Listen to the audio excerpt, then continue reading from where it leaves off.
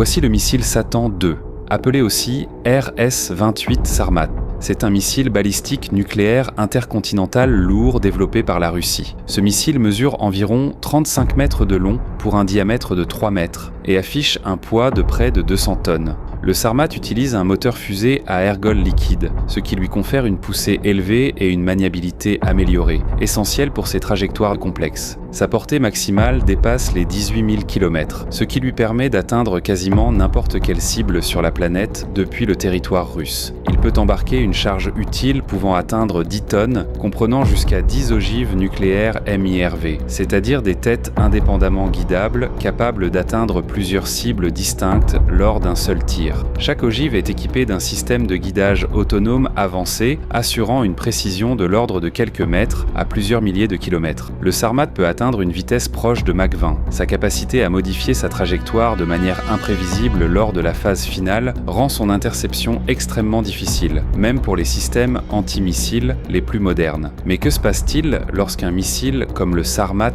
explose? Chaque ogive peut atteindre une puissance explosive estimée entre 800 kilotonnes et 2 mégatonnes, soit jusqu'à plus de 130 fois celle de la bombe d'Hiroshima. À l'impact, une boule de feu de plusieurs centaines de mètres de diamètre vaporise instantanément tout dans un rayon immédiat. Les températures peuvent dépasser 5000 degrés Celsius, provoquant des brûlures mortelles jusqu'à 10 km. L'onde de choc détruit toutes les structures dans un rayon de 5 à 8 km. Tout est pulvérisé. Puis viennent les retombées radioactives portées par les vents. Elles contaminent l'environnement sur des centaines de kilomètres, rendant des zones entières inhabitables pendant plusieurs décennies. Le missile Satan II est un véritable missile apocalyptique, combinant une charge nucléaire massive, une portée globale, une vitesse hypersonique et une furtivité balistique avancée. Crois-tu que ce missile sera utilisé un jour? Donne ton avis en commentaire, like et abonne-toi.